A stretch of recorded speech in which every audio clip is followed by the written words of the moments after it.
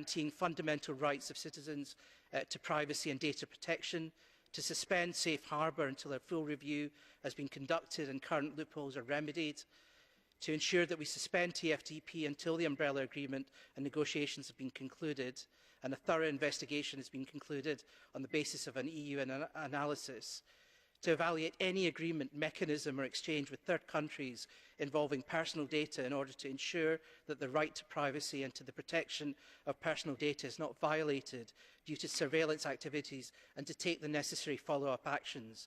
I'll finish in just 30 seconds.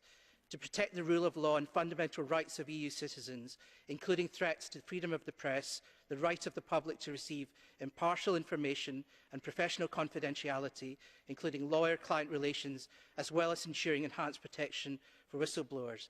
President, the Snowden revelations gave us a chance to react to those revelations.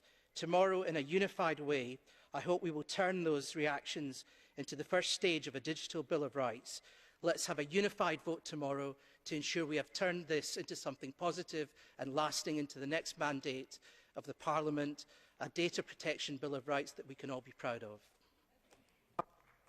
La parole est maintenant, au nom du Conseil, à Monsieur Kourkoulas.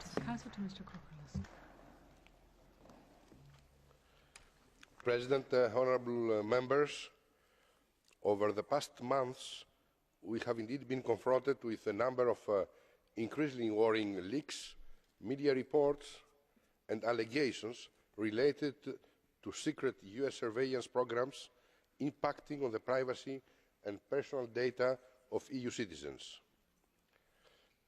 The disclosure of information about the surveillance programs operated by the US National Security Agency, NSA, has understandably raised a number of complex questions and serious concerns about its effects on EU citizens. These concerns have been expressed at both EU and Member State level and relate, among others, in particular, to the important issue of the protection of personal data. In response to these revelations, this House has set up the LIBE Committee inquiry into mass surveillance practices, and I understand that you will vote tomorrow on the report, which has been drawn up following very intensive work in the LIBE Committee. It is clear that considerable effort has gone into preparing this report, and I would like to take this opportunity to warmly congratulate Mr. Moraes and his shadow rapporteurs on such a substantial and serious piece of work. Your report has achieved a careful balance between the reasons for acting in this area against the reasons for not taking any action. It advances the idea of a so-called European digital habeas corpus on protecting fundamental rights in a digital age. It doesn't make a lot of sense for me now to comment on the 8 action points which are recommended in this report, since the report has not yet been discussed in the Council. On some of the recommendations, such as those on the EU-US Umbrella Agreement or the TFTP Agreement, it is for the Commission to act. The same holds true for the US Safe Harbour, which is a Commission decision and on which I already addressed this House back in January. I indicated then that we very much support the Commission's initiative to make contacts with the US in order to seek improvements to the shortcomings the Commission has identified in its communication on Safe Harbour, most of which, by the way, are not specific to NSA surveillance practices. The report of this House, your report, rightly underscores that the process of increasing mass surveillance has not been subject to any prior public democratic debate. We therefore welcome today's debate and the process which you have initiated through this report. We are also listening with interest to the democratic debate that is going on the other side of the Atlantic. We have noted that the report and recommendations of the review group on intelligence and communication technologies set up by President Obama has prompted very lively discussions in Washington. This brings us to the heart of the matters. The impact of the NSA mass surveillance practices on EU citizens and residents has understandably raised significant concerns in Europe. It is the fundamental rights of our citizens that are at stake. At the same time, it is the right and duty of all states, including, of course, our closest ally and partner, to protect the nation, their nation, against terrorists and other attacks on their sovereignty. Appropriate balance can and should be found.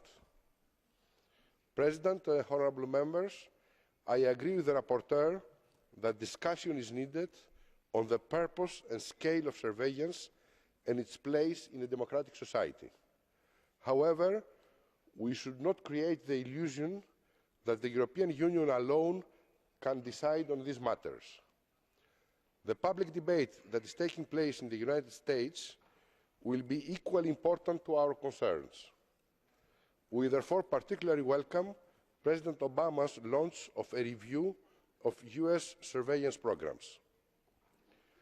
The only way to address these different issues is through open and constructive dialogue with the US, and we would encourage all those concerned to continue and widen our discussions to ensure that we are together able to achieve an appropriate balance between respect for the fundamental rights of individual citizens and the importance of ensuring that our wider considerations are also adequately protected. Thank you very much. Thank you, Mr. Kourkoulas. And now, Commissioner Reding. President, let me begin by thanking Claude Moraes for his dedication and excellent work on the report before us today.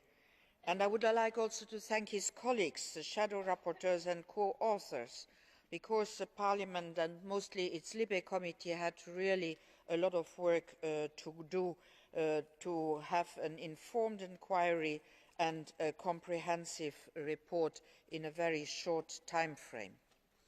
Now, the issues which are raised in this report are crucial. They hinge around the adverse impact that large-scale government surveillance has on the privacy of data protection rights of our citizens. The debate over the past months on these fundamental rights has been remarkable and wide, and as the Presidency just said, not only in Europe but also on the other side of the Atlantic. Last July, I first stood here in this chamber to discuss with you the possible EU response to the US surveillance allegations that had only just surfaced. Allegations that had shaken our trust in governments, in companies, in the digital economy, trust amongst allies and the transatlantic relationship. Things have moved quite fast since then, and Europe's response has been clear.